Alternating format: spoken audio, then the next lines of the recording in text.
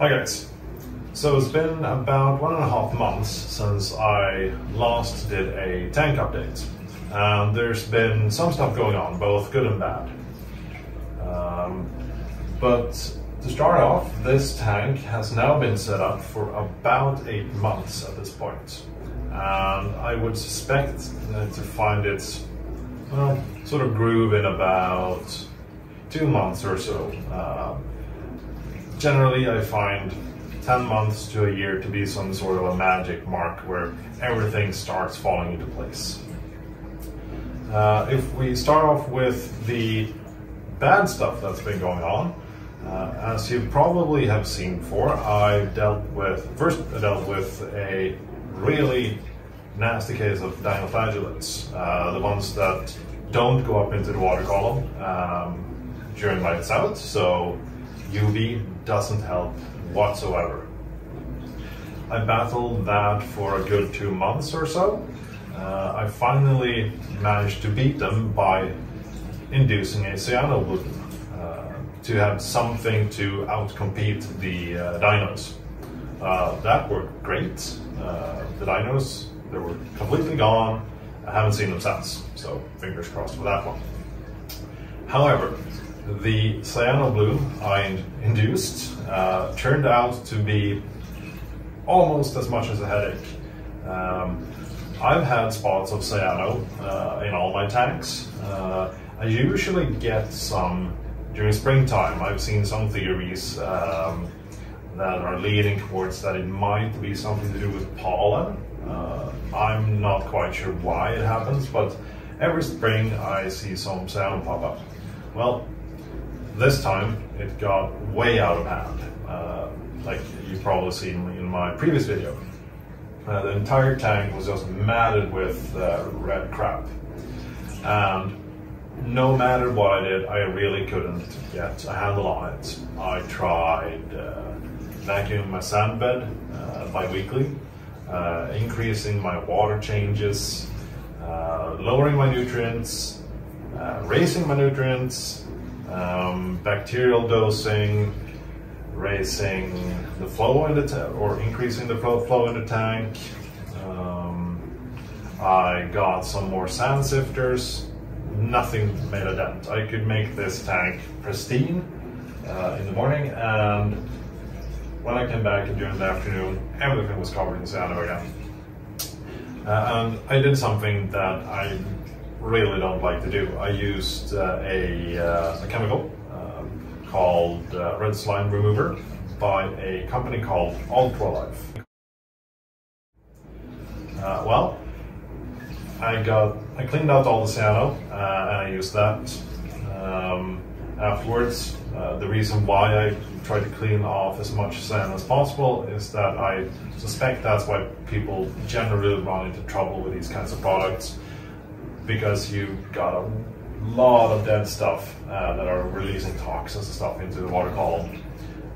So I got rid of all the cyano.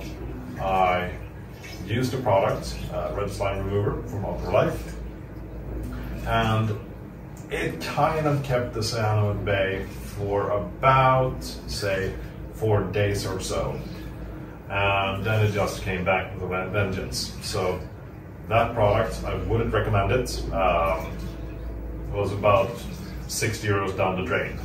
Since this is a 1,000 liter tank, I needed to use more than an entire bottle for it to be effective, but didn't really do anything.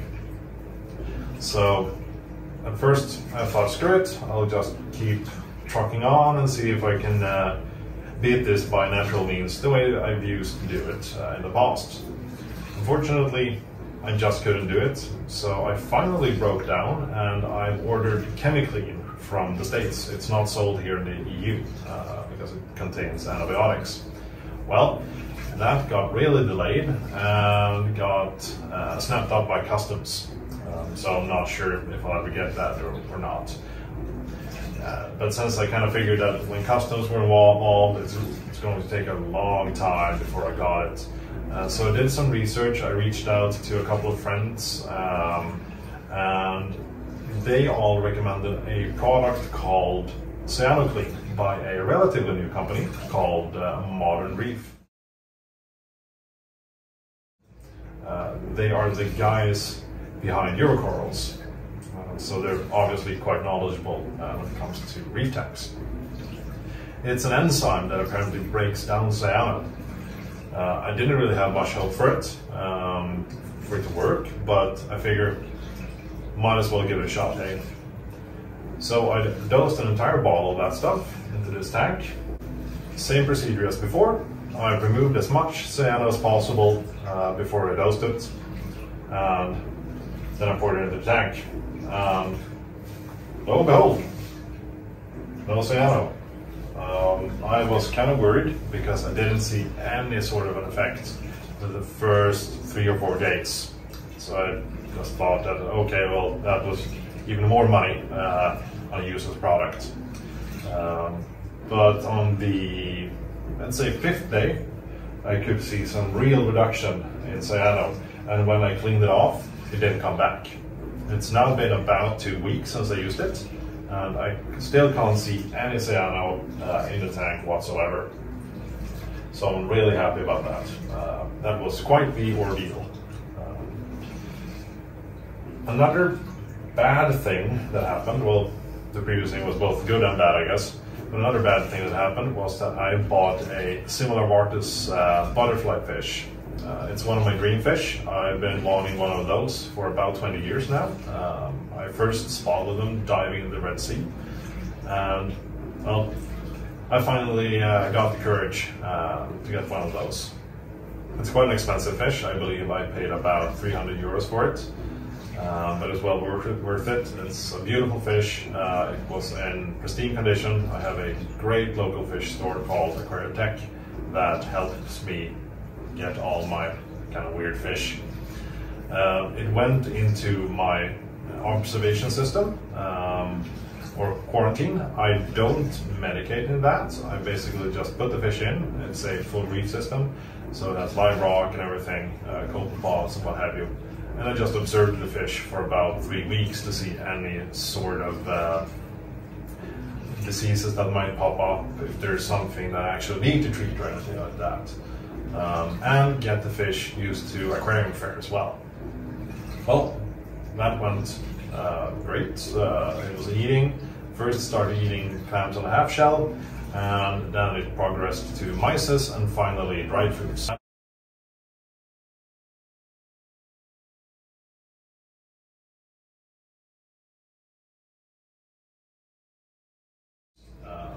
Which was kind of a prerequisite for me to dare to put this fish into this tank, because if I can't keep it well fed using the auto feeder, it would probably go for my corals or clams or what have you. So after about 3 or 4 weeks, I decided it was time to put it in. I put it in a acclimation box. I saw no real aggression from any of the other fish. The Achilles kind of gave it a hard time initially. But he gave up just after a day or something. So I was really happy. It fit in perfectly. It didn't pick on any of the corals. It picked on some of the SPS, but none of the LPS, or no clams or anything like that. So I was thinking, success! Finally, I've got one of these guys. And I was just watching it. I was so happy to have one of them.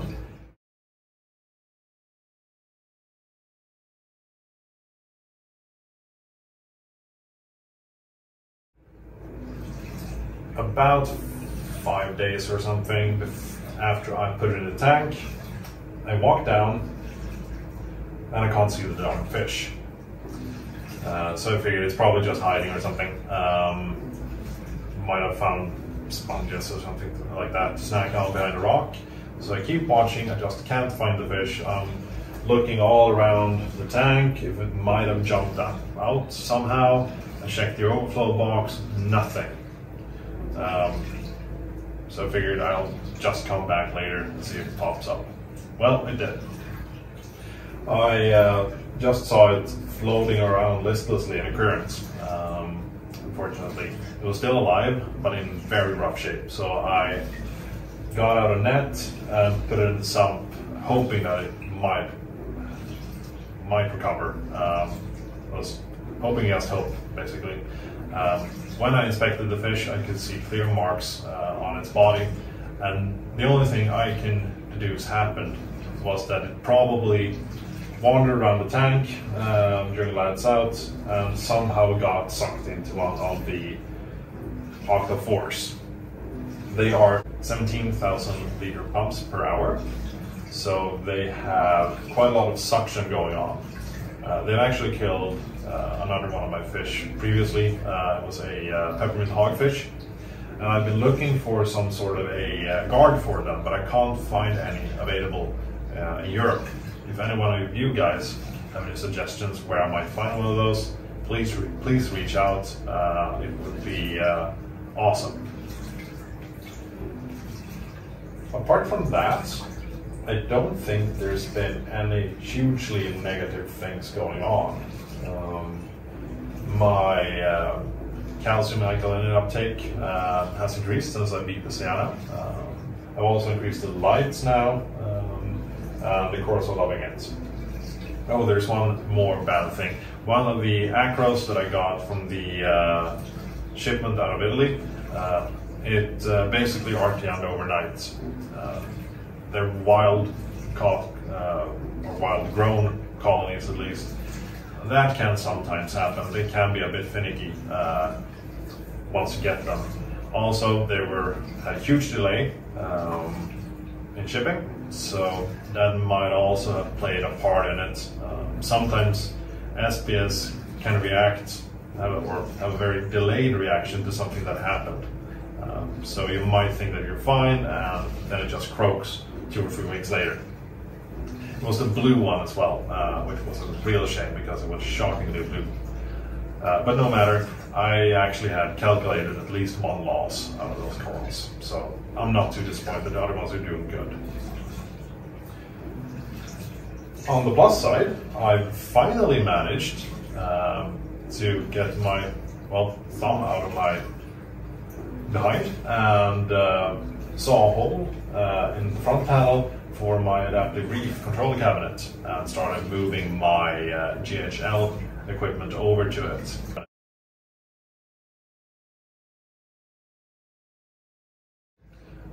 I still haven't done all of it, so there's still some work to be done. It also involved me drilling some more holes through this wall. So, you know, anything to piss the wife off, I guess. I'm also receiving a new shipment of corals next week. It'll be 4 awesome colonies out of Coral Garden again. If you saw my previous video, I visited them and, managed to handpick them whilst I was there. Another good thing is that, as you can see, the Biomycolatus anthias are doing great. One of them unfortunately jumped out.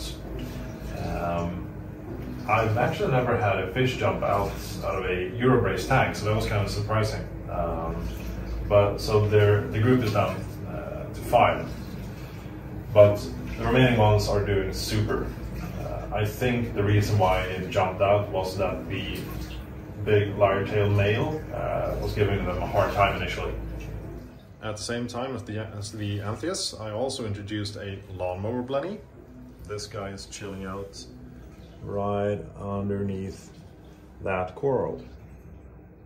He's doing great, munching away at algae, looking mighty fat. I also bought a pair of Valencia sexagatas, sand sifting gobies, which you can see here. They've paired up, so they're constantly swimming together, sifting the sand. It's really funny to see them going at it. I will also be fragging and or getting rid of some colonies. The Monteport forest fire back there, that will go to a new home. I will heavily frag the Bali green slimer here. It's just taking up too much space. And as you can see, I've done a bit of fragging on the strawberry shortcake here.